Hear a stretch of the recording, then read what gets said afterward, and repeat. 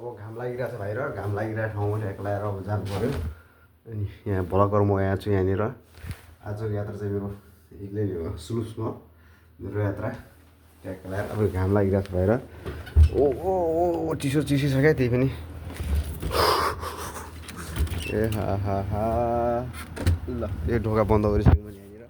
यहाँ यस्तो छ यहाँबाट हिँड्ने पल्टेला भन्ने पनि हिँड्न सकिन्न कस्तो रहेछ नि हो यी चाहिँ हिउँ छ हात च्यापच्याप गरिसकेर म चाहिँ घामले ढोक गरिहाल्न धेरै दिनको चाहिँ घाम देखिरहेको छ घामको मुहान हेरेर यस्तो चाहिँ यहाँ जङ्गलहरू त्यसपछि जन्दुब्रे त्यसपछि हामी यहाँबाट काममा चलिदिरहेको छौँ अब टोपी लाउने पर्छ जस्तो छ तर घाम चाहिँ हिँड्छु एकछिन हिँड्छु हिउँको पहाड जस्तै लागिरहेछ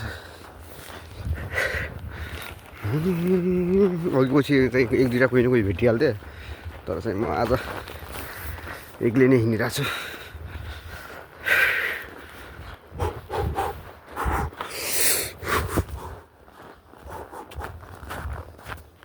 यो चाहिँ हाम्रो गाउँ यो गाउँ पनि धेरै दिनको लागि होइन यो समयको लागि मात्र यो गाउँ पनि हामीले यो महिनापछि छोडिदिन्छौँ हामी फेरि उस्ताका नयाँ लोकेसन बस्छौँ हामी त्यहाँदेखि काम गर्न जान पनि नजिक पर्छ त्यही गरेर यो टेम्पोरेरी केही समयको लागि मात्रै हो घरहरू ढाकेर यस्तो छन् होइन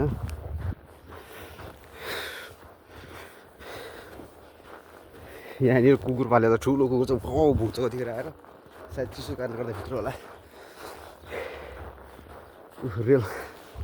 रेलको बाटो पुग्दैछ रे यो त्यहाँबाट हाइवेमा रेलहरू आइरहेको छ त्यहाँबाट रेलवेको ट्र्याक हो रेललाई सर लाएर रेलवेको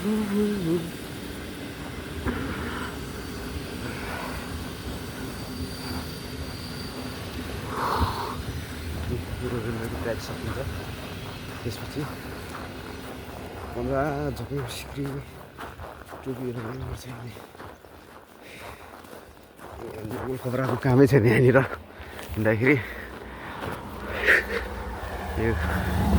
यस्तो छ आजको दिन सुल्प्सको यात्रा टिङ नै हिँड्छौँ हामी यहाँनिर यो जुत्ता पनि नर्मल जुत्ता लगाएँ त्यही भएर अब अर्को म म्याप्स हेर्छु हिँड्छु मस्तसँग